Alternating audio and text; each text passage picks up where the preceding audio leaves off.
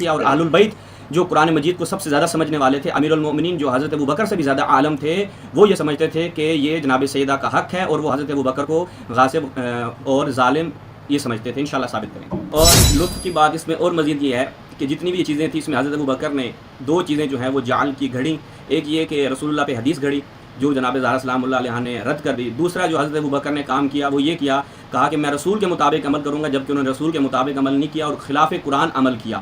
اگر میں وہ تمام حدیثیں جو میں نے ابو عبداللہ جعفر صادق سے سنی ہے، اگر میں وہ تمہیں سنا دوں تو تمہاری شرمگاہیں پھول کے لکڑی کی بن جائیں گی۔ تو لہٰذا یہ ایک ڈسکلیمر ہے جو شیعہ روایات کو سنانے سے پہلے آپ لوگوں کو جاننا چاہیے کہ بھائی یہ خطرہ ہوتا ہے، ٹھیک ہے۔ روزے کی حالت میں کسی کو بوسہ دینا، بیوی کو اپنی بوسہ دے سکتے ہیں، تو حضرت عائشہ فرماتی ہے کان النبی یقبل و یباشر وهو صائم، نبی بوسے بھی دیتے تھے، چومتے بھی تھے اور مباشرت کرتے تھے۔ وکان املککم للارباء، تم میں سے کون ہے جو اپنے آلہ تناسل پہ کنٹرول کر سکے؟ تم نہیں آلہ تناسل پہ کنٹرول کر سکتے جس طرح رسول آلہ تناسل پہ اپنے کنٹرول کر لیتے تھے۔ تو آلہ تناسل کی داستان حضرت عائشہ سے پوچھی، ہم سے کیا پوچھتے ہیں؟ تو یہ وہ حدیثیں جو بیان کریں تو واقعی لوگوں سے کنٹرول نہیں ہوگا۔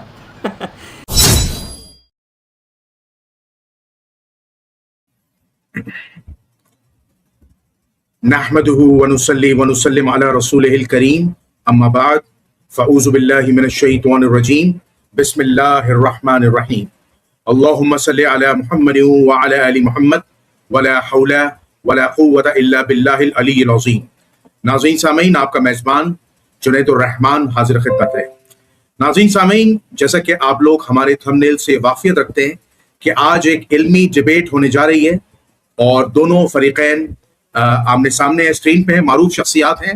ایک مبشر سلفی صاحب ہے جن کا تعلق انڈیا سے ہے، اور ایک سید شہباز اصفہانی صاحب ہے جن کا تعلق ایران سے ہے، مکتبہ جعفریہ سے تعلق رکھتے ہیں۔ اگر فقہ کے اعتبار سے بات کی جائے تو سلفی صاحب جو ہیں وہ مکتبہ اہل حدیث کو ریپرزینٹ کرتے ہیں، اور اصفہانی صاحب کی بات کی جائے تو وہ فقہ جعفریہ کو ریپرزینٹ کرتے ہیں۔ موضوع آپ کے سامنے ہے، موضوع ہے باغ فدق، جاگیر فدق کس کا تھا؟ اب یہاں پر دو دعوے دار ہیں، کیونکہ دعویٰ ریکارڈ ہو چکا ہے، اور میں چاہوں گا بھی کہ میری اس بات کو ایک منٹ دونوں حضرات ریپیٹ بھی کر دیں۔ دعویٰ کچھ یوں ہے کہ اہل سنت والجماعت کو ریپرزینٹ کرتے ہوئے مبشر سلفی صاحب یہ ثابت کریں گے کہ حضرت ابو بکر صدیق رضی اللہ تعالیٰ عنہ کے پاس جو بی بی فاطمۃ الزہرا فدق کا یا بنو نذیر کی جائیداد کا یا خمس کے جو 5واں حصہ تھا خیبر کے موقع پر، جو اس کا مطالبہ کرنے آئی تھی، اور جو انہوں نے حدیث سنائی تھی کہ انبیاء کی کوئی وراثت نہیں ہوتی، انبیاء جو کچھ چھوڑ کے جاتے ہیں وہ صدقہ ہوتا ہے، یہ قرآن و سنت سے یہ بات ثابت ہے، اور اس کے وہ دلائل قرآن و سنت سے دیں گے۔ اس کے برعکس فقہ جعفریہ سے تعلق رکھنے والے محقق مناظر سید شہباز اصفہانی صاحب کا یہ دعویٰ ہے ان کے مکتب کا، اور وہ اس کو ریپیٹ بھی کریں گے کہ حضرت ابو بکر سے جو مطالبہ کیا گیا تھا اس مطالبے پہ وہ جو دلیل لے کے آئے تھے وہ خطا پہ تھے، غلطی پہ تھے، اور یہ حضرت فاطمۃ الزہرا کا حق تھا جو نبی کریم صلی اللہ علیہ وسلم نے زندگی میں انہیں عطا کر دیا تھا بطور ہبہ، یہ دعویٰ ہے۔ تو اب اس پروگرام کو شروع کرنے سے پہلے کچھ قواعد و ضوابط میں عرض کرتا چلوں دونوں فریقین کے درمیان۔ وہ قواعد و ضوابط یہ ہے کہ پاکستان کے چونکہ حالات بڑے عجیب و غریب ہیں، یہاں پر اگر کوئی بھی سلپ آف ٹنگ ہو جاتی ہے تو یہاں پر این سی سی والے بندے کو اٹھا لیتے، تو کہ یہاں تو اب سوال کرنے والا بھی بخش نہیں رہا۔ ریحان طارق صاحب کی تو مثال آپ لوگوں کے سامنے ہے، تو کوشش کیجیے گا کہ مقدسات کی توہین نہ ہو، کوئی بھی ہلکا لفظ کسی بھی مقدس شخصیت کے لیے، چاہے وہ مولا علی علیہ السلام ہو، بی بی فاطمۃ الزہرا ہو، امام حسن ہو، امام حسین ہو، دیگر ائمہ اہل بیت علیہ السلام ہو، خلفۂ ثلاثہ ہوں، حضرت ابو بکر و عمر، عثمان، امی عائشہ، امی حفصہ، کوئی بھی ہو، کوئی بھی ہلکا لفظ نہ ہو، اصولی گفتگو ہو، ٹیکسٹ کی عبارتوں کو کوٹ کیا جائے تاکہ کوئی چیز پکڑ میں نہ آئے۔ کیونکہ یہاں تو ہمیں جو پتہ چلا ہے کہ ریحان طارق صاحب کے ساتھ سلوک بڑا برا کیا گیا تھا، وہ تو ٹھیک ہے، اللہ نے ان کو بچا لیا، وکیل انہوں نے تگڑا کیا تھا، لیکن ہمارے لیے ذرا مشکل ہو جائے گی بہرحال۔ تو میں امید کرتا ہوں کہ دونوں مہمان انشاءاللہ اس چیز کا خیال رکھیں گے۔ تو میں سب سے پہلے مبشر سلفی صاحب سے یہ گزارش کروں گا، میں آپ کو 1 منٹ کا وقت دے رہا ہوں، آپ اپنا دعویٰ ریپیٹ کر دیں، پھر شہباز اصفہانی صاحب اپنا دعویٰ ریپیٹ کر دیں گے۔ اب میں آپ کو اوپن کر رہا ہوں، بسم اللہ کرو سر، یہ جی، بسم اللہ الرحمن الرحیم۔ آواز آ رہی میری آپ کو؟ جی جی بالکل آ رہی ہے۔ جی بارک اللہ فیک۔ السلام علیکم ورحمۃ اللہ وبرکاتہ۔ جو مختصر سا دعویٰ 1 منٹ کے اندر آپ کے سامنے پیش کرنا چاہتے ہیں وہ یہ ہے کہ یہ بات سب کو معلوم ہے، من المعروف ہے کہ یہ جو فدق کا جو مسئلہ ہے آج سے نہیں دور قدیم سے چلا آ رہا ہے، اور سنی روایات کو تمام لوگ دیکھ چکے ہیں، اس کے اوپر جو بحث و مباحث ہے وہ سب جانتے ہیں۔ آج جو ایک نئی شکل آپ کے سامنے لے کر آئیں گے وہ ہے شیعہ روایات کی، کہ وہ کیا کہتی ہے اس مسئلے کے اندر، اور بعض چیزیں ہوتی ہیں جو اعتقاداً ہوتی ہے، بعض چیزیں ہوتی ہیں وہ الزاماً ہوتی ہیں۔ تو الزاماً ایک بات ہم پیش کریں گے ضرور بضرور کہ یہ جو دعویٰ ہے شیعہ مذہب کا کہ ابوبکر صدیق نے فدق کو غصب کیا تھا، ہمارا دعویٰ آج یہ ہے الزاماً کہ حضرت فاطمہ ائمہ کا حق غصب کرنا چاہتی تھیں فدق کے مسئلے میں بھی اور یہ تمام چیزوں میں، یہ ہمارا الزاماً آج یہ ایک دعویٰ رہنے والا ہے۔ اور ابوبکر صدیق نے جو حدیث سنائی اپنی جگہ بالکل حق ہے، وہ اس کو ہم شیعہ روایتوں سے بھی ثابت کریں گے اگر اس کے اوپر بحث ہوگی۔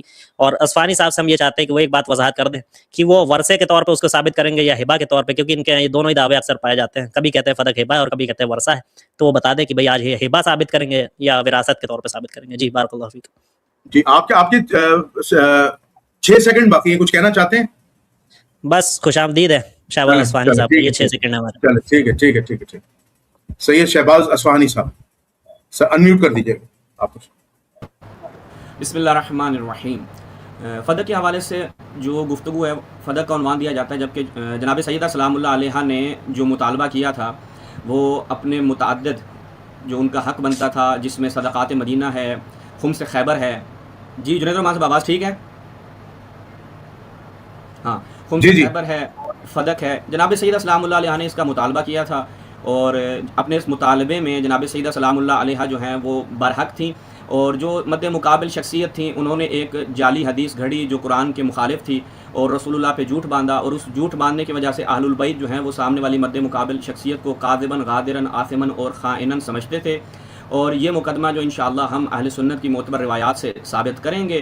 اور جو انہوں نے پوچھا کہ شہباز صاحب واضح کر دیں کہ فدق مال فے ثابت کریں گے، ہبہ ہے کیا ہے، تو فدق جو ہے وہ چاہے ہبہ ہو چاہے وہ میراث ہو، دونوں صورتوں میں سیدہ سلام اللہ علیہ کا حق ہے، ہبہ کے عنوان سے ہو یا میراث کے، چونکہ دونوں کا نتیجہ یہ ہے کہ جناب سیدہ سلام اللہ علیہ کا حق تھا۔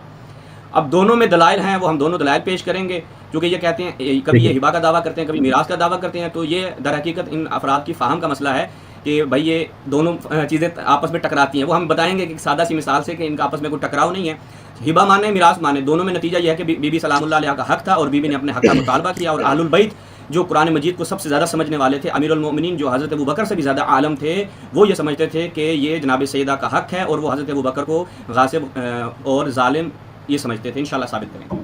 ٹھیک ہے، اچھا میری گزارش ہے دونوں حضرات سے، میرا کوشچن ہے مبشر سلفی صاحب سے، میں آپ کو صرف 2 منٹ کا وقت دے رہا ہوں، 2 منٹ میں آپ صرف فدق کی تھوڑی ہسٹری بتا دیں، بس 2 منٹ میں نا اس کو بتا دیں، ٹھیک ہے جی، تاکہ عوام کو ذرا پتہ چل جائے۔ 2 منٹ میں نا میں اسٹارٹ کر رہا ہوں اسٹاپ واچ میں، بارک اللہ فیک۔ ٹھیک ہے، کروں اسٹارٹ کروں اسٹاپ واچ؟ الشیطان الرجیم۔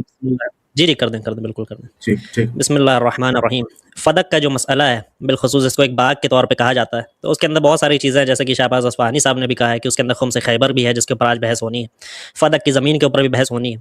تو جب آپ اس چیز پہ غور کریں گے کہ یہ جیسے کہ میں نے ان سے سوال بھی کیا تھا کہ یہ ہبہ ہے یا ورثہ ہے وراثت کے طور پہ، تو انہوں نے کہا دونوں شے ہے۔ یہ دونوں شے اس لیے کہتے ہیں تاکہ دونوں طرف کھیل سکے، کبھی ہبہ کی طرف جائے، ہبہ کا جواب ملے تو وراثت کی طرف چلے جائیں، تو اس وجہ سے انہوں نے یہ بات کہی۔ علی کل حال بات تو ہونی ہے، خیر ہوگی۔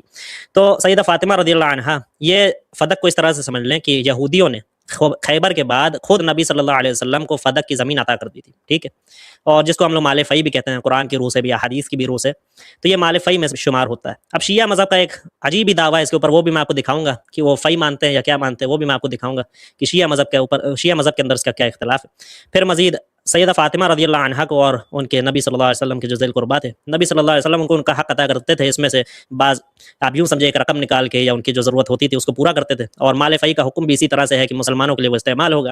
تو وہ جب استعمال ہوتا تھا تو سیدہ نے یہ سمجھا کہ یہ جو فدق ہے نبی صلی اللہ علیہ وسلم کی ذاتی ملکیت ہے، لہٰذا وہ تو والد ہے میرے، تو یہ مجھے وراثت کے طور پہ ملنی چاہیے، جس کا دعویٰ انہوں نے ہماری صحیح حدیث کے اندر کیا ہے کہ یہ وراثت ہے، نبی صلی اللہ علیہ وسلم کی وراثت مجھے ملنی چاہیے، تو لہٰذا آپ مجھے میرا حق ادا کریں۔ تو اس وجہ سے ابوبکر صدیق نے حدیث سنائی تھی وہاں پہ کہ ان المعشر الانبیاء لا نورث ما ترکناہ صدقۃ، کہ ہم جو انبیاء کی جماعت ہے اس کی کوئی میراث نہیں ہوتی، جو ہم چھوڑ کے جاتے ہیں وہ امت کا صدقہ ہوتا ہے۔ یہ ابوبکر صدیق نے حدیث سنائی، اور فدق کا بالخصوص یہ اختصار کے ساتھ میں مسئلہ یہی ہے کہ یہ مال فی میں سے ہے اور امت کا صدقہ ہوگا، لوگوں کو ان کا حق ادا ہوتا رہے گا، اس میں سے جو ان کو ملنا ہے ذی القربہ ہوں یا ان کے علاوہ لوگ ہوں مسلمان، ان کو یہ ملتا رہے گا۔ اسی طرح کی باتیں شیعہ روایات کے اندر بھی ہے، شیعہ علماء کے پاس بھی، اور اہل سنت کی روایات کے اندر بھی یہی بات ہے۔ یہ بالاختصار آپ کو میں نے فدق کا مسئلہ اہل سنت اہل اسلام کے نزدیک جی بتا دیا۔ جی ٹائم ہو گیا۔ سید شہباز اصفہانی صاحب، سر 2 منٹ میں فدق کی تاریخ مختصر بتا دیں، پھر انشاءاللہ ہم مناظرے کا باقاعدہ آغاز کرتے ہیں. جی بسم اللہ کیجیے. جی عرض خدمت یہ ہے کہ فدق جو ہے وہ تقریباً حجاز میں ایک سرزمین تھی جو تقریباً 140 یا 150 کلومیٹر دور ہے مدینہ سے. اب اس کی حدود و قیود کیا ہیں، علماء کا اس میں اختلاف ہے. جو چیز مسلم ہے وہ یہ ہے کہ فدق جو ہے وہ جناب زہرا سلام اللہ علیہا کی ملکیت تھی، اور جناب زہرا سلام اللہ علیہا کو رسول اللہ نے عطا کر دیا تھا، اور یہ شیعہ سنی دونوں کے ہاں ثابت ہے پہلے دعوے کے مطابق. حضرت ابو بکر نے اس کا انکار کیا، اور جناب زہرا سلام اللہ علیہ نے اس کے اوپر جو دوسرا دعویٰ پیش کیا وہ میراث کا تھا، وہ بھی اہل سنت کتابوں سے ثابت ہے. تو اہل سنت کتابوں سے فدق کا جناب زہرا کی ملکیت ہونا من باب ہبا من باب میراث دونوں جہات سے مسلم اور ثابت ہے. اور مزے کی بات تو انشاءاللہ آئے گی آگے چل کر، جو مبشر سلفی صاحب فرما رہے ہیں کہ یہ لوگوں کا صدقہ ہے. یہ بات نہ حضرت ابو بکر کو پتہ تھی نہ حضرت عمر کو پتہ تھی. یہ 1400 سال بعد اہل سنت کو الہام ہوا، انہوں نے کہا کہ یہ لوگوں کا صدقہ ہے. مزے کی بات اس میں یہ آئے گی انشاءاللہ، وہ آپ دیکھیں گے کہ نہ یہ اہل بیت کو پتہ تھی نہ حضرت ابو بکر نے بات کی ہے. اور لطف کی بات اس میں اور مزید یہ ہے کہ جتنی بھی یہ چیزیں تھیں اس میں حضرت ابو بکر نے دو چیزیں جو ہیں وہ جعل کی گھڑی. ایک یہ کہ رسول اللہ پہ حدیث گھڑی جو جناب زہرا سلام اللہ علیہ نے رد کر دی. دوسرا جو حضرت ابو بکر نے کام کیا وہ یہ کیا، کہا کہ میں رسول کے مطابق عمل کروں گا، جبکہ انہوں نے رسول کے مطابق عمل نہیں کیا اور خلاف قرآن عمل کیا. قرآن کے ظاہر کے خلاف ان کے علماء نے اعتراف کیا اس چیز کا کہ حضرت ابو بکر نے یہ بھی رسول اللہ پہ دو جھوٹ باندھے اس حدیث میں، ایک یہی اور دوسرا کہ میں رسول کے مطابق عمل کروں گا، تو اس میں بھی انہوں نے جھوٹ باندھا. اور یہ میں انشاءاللہ سلفی علماء کی زبان سے اور ان کی صحیح روایات سے یہ ثابت کریں گے، اور انشاءاللہ آپ کو آج لطف آئے گا اور فدق ایک ایسی جہر سے دیکھنے کو ملے گا کہ جو آج تک میں کہہ سکتا ہوں طول تاریخ میں کسی مناظرے میں آپ نے یہ نہیں دیکھا ہوگا کہ فدق کس انداز سے گفتگو ہوئی ہے. ٹھیک ہے جزاک اللہ. 2 منٹ ہو گئے. اچھا اب میں مبشر سلفی صاحب کی طرف جاؤں گا. مبشر سلفی صاحب اب 5 منٹ کی ٹرن ہے، ٹھیک ہے، 5 منٹ کی ٹرن ہے، کیونکہ دعویٰ سامنے آ چکا ہے. آپ کا اہل سنت کا دعویٰ یہ ہے کہ حضرت ابو بکر صدیق رضی اللہ تعالیٰ عنہ کے پاس جب سیدہ کائنات فاطمۃ الزہرا سلام اللہ علیہا حضور کے وصال کے بعد مطالبہ کرنے آئی فدق کا، بنو نذیر کی جائیداد کا، خمس کے 5ویں حصے کا، ٹھیک ہے، تو انہوں نے وہ ایک حدیث سنائی تھی، ٹھیک ہے. اب اس حدیث کو آپ نے قرآن و سنت کی روشنی میں ثابت کرنا ہے، اس کا یہ ریبٹل کریں گے. تو میں اسٹارٹ کروں. تو آپ تمام ساتھیوں کی خدمت میں آج ہم لوگ باغ فدق کے اوپر، جیسے کہ مختصر بات پہلے ہی ہو چکی ہے، آج ایک مناظرہ ہونے والا ہے جس میں شہباز اصفہانی صاحب شیعہ مذہب کی طرف سے اور اہل اسلام مسلمانوں کی طرف سے میں مبشر سلفی صاحب آپ کے سامنے حاضر ہیں. اور اس سے پہلے کہ شیعہ روایات کی طرف بڑھے، میں ایک ڈسکلیمر آپ لوگوں کو دینا چاہتا ہوں جو کہ زرارہ صاحب نے بہت سالوں پہلے دے دیا تھا، اور رجال کشی کے اندر وہ بات موجود ہے. وہ کہتے ہیں واللہ لو حدثت بكل ما سمعت من ابی عبداللہ لانتفخ الذکور الرجال علی الخشب. اگر میں وہ تمام حدیثیں جو میں نے ابو عبداللہ جعفر صادق سے سنی ہے، اگر میں وہ تمہیں سنا دوں تو تمہاری شرمگاہیں پھول کے لکڑی کی بن جائیں گی.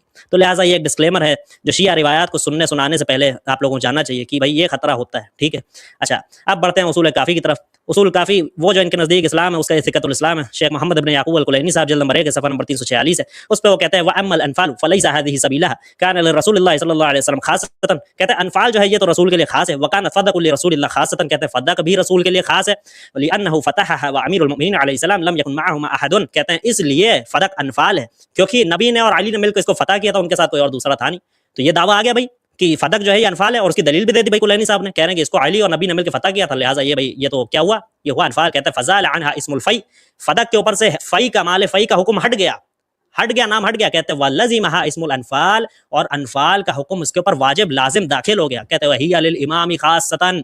اور کہتے ہیں کہ جو فدق ہے جو انفال ہے وہ رسول کے لیے خاص ہے، پھر کہتے ہیں ہی للامام خاصۃ، اور وہ امام کے لیے خاص ہوگا. فاطمہ امام نہیں ہے، یہ بات من المعروف ہے، من المشہور ہے، من المعلوم ہے کہ شیعہ مذہب کے اندر 12 امام ہے اور رسول کو ملائے تو 13 امام ہے. سیدہ فاطمہ شیعہ مذہب کے مطابق امام نہیں ہے، اور کلینی صاحب کہہ رہے ہیں کہ فدق جو ہے یہ انفال ہے اور یہ رسول کے لیے خاص ہے، اور رسول کے بعد امام کے لیے خاص ہے. سیدہ فاطمہ امام نہیں ہے شیعہ مذہب کے اندر، ٹھیک ہے. پھر ملاحظہ فرمائے جب کلینی صاحب نے بھائی کہہ دیا کہ یہ فدق جو ہے یہ تو انفال ہے، تو اس کے بعد یہ قرآن کی آیت ہے سورہ المبارکہ الانفال آیت نمبر 41 ہے. اعوذ باللہ من الشیطان الرجیم. کہتے ہیں اللہ تبارک و تعالیٰ فرماتا ہے وَاعْلَمُوا أَنَّمَا غَنِمْتُم مِّن شَيْءٍ فَأَنَّ لِلَّهِ خُمُسَهُ وَلِلرَّسُولِ وَلِذِي الْقُرْبَى وَالْيَتَامَى وَالْمَسَاكِينِ وَابْنِ السَّبِيلِ إِن كُنتُمْ آمَنْتُم بِاللَّهِ. اگر تم اللہ پر ایمان رکھتے ہو تو جان لو کہ جو کچھ تمہیں مال غنیمت میں سے ملے، انفال میں سے ملے، تو اللہ کا 1/5 حصہ ہے، پھر رسول کا حصہ ہے، پھر ذی القربیٰ کا حصہ ہے، پھر یتیموں کا، مساکین کا، اور راہ چلتے لوگوں کا، اگر تم اللہ پر ایمان رکھتے ہو. تو اب اگر شیعہ مذہب کے مطابق اللہ کا رسول صلی اللہ علیہ وسلم اللہ پر ایمان رکھتے ہیں، وہ ذاکر صاحب خود بتائیں گے ایمان رکھتے ہیں یا نہیں رکھتے ہیں، تو پھر یہ حصے اس فدق کے اندر، کیونکہ فدق انفال ہے کلینی صاحب کہہ رہے ہیں، تو کلینی صاحب کے مطابق رسول کو یہ حکم جو اللہ کہہ رہا ہے کہ یہ انفال کے اندر اتنے حصے دینے ہیں، پورا کا پورا فاطمہ کو دے دینا یہ قرآن کی سنت سے حرام ہے. ٹھیک ہے. پھر ملاحظہ فرمائیں یہ تفسیر نمونہ ہے. ٹھیک ہے. حسین نجفی صاحب نے اس کا ترجمہ کیا. اصل میں یہ تفسیر الامثل ہے جو کہ شیرازی صاحب کی کتاب ہے, اس کی جلد نمبر 4 ہے, صفحہ نمبر 385 ہے. اس کے اوپر کہتے ہیں انفال کے مفہوم میں نہ صرف جنگی غنائم شامل ہے بلکہ وہ مال انفال ہے جس کا کوئی مخصوص مالک نہ ہو, اور اس ایسے تمام اموال خدا, پیغمبر اور ان کے قائم مقام یعنی امام کے لیے ہے. فاطمہ امام نہیں ہے آپ کے مذہب میں. پھر مزید فرماتے ہیں دوسرے لفظوں میں اسلامی حکومت سے تعلق رکھتے ہیں, اسلامی حکومت سے تعلق رکھتے ہیں اور تمام مسلمانوں کے مفاد میں صرف ہوں گے, جیسے کہ میں نے شروع میں بتایا تھا. اور کلینی صاحب کہہ رہے ہیں کہ فدق انفال ہے, یہاں انفال کا حکم بتا دیا کہ یہ مسلمانوں کے فائدے کے لیے خرچ ہوں گے. اور قرآن کا حکم بھی میں نے آپ کو بتایا انفال کے تعلق سے کیا ہے. اللہ تبارک و تعالیٰ نے فرمایا کہ اس کے یہ حصے لگیں گے, اور کلینی صاحب نے دعویٰ کر دیا کہ یہ جو فدق ہے یہ انفال ہے, اور یہ کلینی صاحب کے مطابق رسول کا, رسول کے بعد آنے والے امام کا ہے, فاطمہ امام نہیں. اور قرآن کی روح سے پتہ چلتا ہے کہ اس کے اتنے حصے دینے پڑیں گے, تو فاطمہ کا یہ تب بھی نہیں ہے, کلینی صاحب کے مطابق بھی اور رسول اللہ کے مطابق بھی. اچھا اب آپ کے لیے میں ایک چیز بتانا چاہتا ہوں, 2 چیزیں میں شروعات میں چھوڑ کے جا رہا ہوں. جو بھی بات آپ دعویٰ کریں گے ذاکر صاحب, اس میں آپ کو دکھانا ہوگا کہ سیدہ فاطمہ نے وہی دعویٰ کیا ہے. ہبا اگر کہتے ہیں تو ہبا کا دعویٰ سیدہ فاطمہ سے دکھانا ہوگا. اور پہلی بات پھر سے میں آپ سے کہتا ہوں, ایک بات پہ آ جائے, یا ورثہ مانے یا ہبا مانے. اگر ہبا ہے تو ورثے کا دعویٰ باطل ہے, اگر وراثت ہے تو ہبا کا دعویٰ نہیں کرنا چاہیے, سیدھی بات ہے. اور دوسرا سوال جو شروعاتی بنیادی طور پہ چھوڑ رہا ہوں, آپ کے نزدیک جو صاحب ولایت تکوینیہ ہے, امام اول ہے, انہوں نے اس حق کو دلانے کے لیے کیا کیا؟ تماشا دیکھتے رہے یا کچھ کیا؟ اور سیدہ فاطمہ کو ان کا حق دلانے کے لیے کچھ کیا؟ یہ آپ نے اس کا جواب دینا ہوگا. جی میرا مزید ٹائم بچا ہے جنید الرحمان صاحب؟ سر 10 سیکنڈ بچے, 8 سیکنڈ. جی ٹھیک ہے, بارک اللہ فیک. ٹھیک ہے, کوئی نہیں, ان کو ٹائم دے دو. جی سید شہباز عثمانی صاحب آپ کی ٹرن آ گئی ہے, آپ انمیوٹ کیجیے گا. ٹائمر آن کرنے سے پہلے ایک چیز آپ دونوں طرف سے پابند کیجیے گا کہ جو روایت پڑھیں اس کی سند, اس کا حکم حد عقل آپ پڑھیں, ٹھیک ہے, تاکہ ہمیں معلوم ہو کہ بھائی کیا پڑھا جا رہا ہے کیا نہیں پڑھا جا رہا. بلیٹن تو چل نہیں رہی ہے نا کہ نیوز چل رہی ہے, جناب کچھ بھی پڑھ دیں. تو اس چیز پہ آپ سلفی صاحب کو پابند کریں گے کہ روایت پڑھیں تو اس کی سند اور اس کا حکم بھی پڑھیں. انہوں نے ایک ڈسکلیمر دیا تھا, آپ شروع کر دیں, میرا ٹائم ذرا ہم ڈسکلیمر دے دیں ایک اچھا سا اسی طرح. اچھا کر دوں, ٹائم شروع کر دوں؟ جی چلیں ٹائم شروع کر دیے. جی انہوں نے ڈسکلیمر دیا, انہوں نے کہا کہ اگر روایت ہے کہ اگر تمہیں جو کچھ امام حسین علیہ السلام سے پتہ جو مجھے معلوم ہے حدیث ہے وہ تمہیں بیان کر دوں تو تمہارے جو ہیں وہ اعلی تناسل جو ہیں وہ کھڑے ہو جائیں گے. وہ عربی نہیں آتی نا, ظاہری بات ہے, ادھر ادھر سے سائٹوں سے اٹھائیں گے تو یہی ہوگا. ذکر جس کی جمع ذکور ہے, اس کا مطلب کوئی چیز مضبوط ہونا. اور یہ پھر ہم کہیں گے کہ حضرت عائشہ نے کیا صحیح بخاری کے اندر بیان کیا, توجہ کیجیے گا. حضرت عائشہ کے پاس آئے, کہا کہ روزے کی حالت میں کسی کو بوسہ دینا, بیوی کو اپنی بوسہ دے سکتے ہیں؟ تو حضرت عائشہ فرماتی ہے کان النبی یقبل و یباشر وهو صائم, نبی بوسے بھی دیتے تھے, چومتے بھی تھے اور مباشرت کرتے تھے. وکان املککم للارباء, تم میں سے کون ہے جو اپنے اعلی تناسل پہ کنٹرول کر سکے؟ تم نہیں اعلی تناسل پہ کنٹرول کر سکتے جس طرح رسول اعلی تناسل پہ اپنے کنٹرول کر لیتے تھے. تو اعلی تناسل کی داستان حضرت عائشہ سے پوچھی, ہم سے کیا پوچھتے ہیں؟ تو یہ وہ حدیثیں جو بیان کریں تو واقعی لوگوں سے کنٹرول نہیں ہوگا. تو یہ تھا ڈسکلیمر, اس لیے صحیح حدیث صحیح سند. جی صحیح بخاری ہے سر, صحیح بخاری ہے. صحیح سند کیا ہوتا ہے؟ صحیح بخاری ہے, غلط بخاری نہیں ہے. اچھا تو ڈسکلیمر دیں گے تو میں ایسے ڈسکلیمر دوں گا جو جنید الرحمان صاحب سن بھی نہیں سکیں گے بچوں کے ساتھ. تو آگے بڑھتے ہیں, فدق کے موضوع پہ آتے ہیں. کہتے ہیں شروع میں بھائی نے پیش کیا کہ جناب فقہ کا حقدار نبی ہے, نبی کے بعد امام ہے. بھائی حق ٹرانسفر ہو رہا ہے, مال ٹرانسفر نہیں ہو رہا. حق ٹرانسفر ہو رہا ہے, مال ٹرانسفر نہیں ہو رہا. اور دوسری بات ان کو یہ بھی نہیں پتا کہ قد یطلق الفیء علی الانفال, کبھی فیء انفال پر اطلاق ہوتا ہے, قرآن مجید میں ہے, اور انفال اسی طرح فیء پر بھی اس کا اطلاق ہوتا ہے. اور یہ کہہ رہے ہیں جو انہوں نے یہ روایتیں پڑھی. اب جو سورہ حشر جو انہوں نے پڑھی ہے, امام کی حدیث تہذیب سے پڑھیں, وہ مال غنیمت سے متعلق ہے جو تہذیب سے. میں نے کہا اس لیے روایت بھی نہیں پڑھ رہے, مکمل روایت پڑھیں گے تو پتہ چلے گا کوئی کیا سیاق و سباق ہے, ادھوری باتیں کر رہے ہیں جس کے کوئی فائدہ نہیں ہے. اب آ جائے موضوع کی طرف.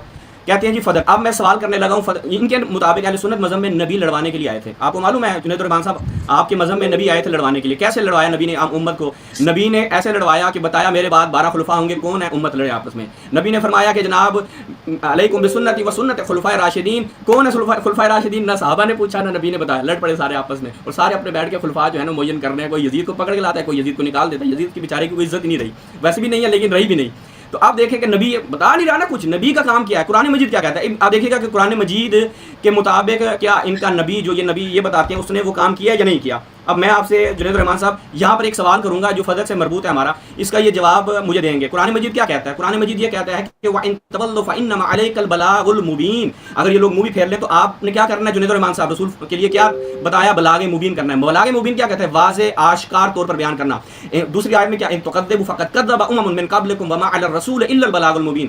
रसूल, अगर तुम मुझे झुटलाओ तो तुमसे पहले की उम्मतों ने भी पैगंबरों को झुटलाया। रसूल की जिम्मेदारी क्या है? वमा अला रसूल इल्लल बलागुल मुबीन, अतिउल्लाह व अतिउर रसूल फ़इन तवल्लैतुम फ़इन्नमा अला रसूलिना अल बलागुल मुबीन। रसूल की जिम्मेदारी बलाग मुबीन है। अब जुनैद रहमान साहब 3 मैंने आयत कुरान मजीद की तिलावत की हैं कि जिसमें रसूल की जो जिम्मेदारी है वो बलाग मुबीन है, वाज़ेह और आशकार। अब मुझे सल्फ़ी साहब मुनाज़रे के आखिर तक ये बताएंगे कि इनका नबी जो लड़वाने के लिए आया है, उम्मत में इत्तेहाद के लिए नहीं आया, उसने बलाग मुबीन फ़दक़ के बारे में किया या नहीं किया।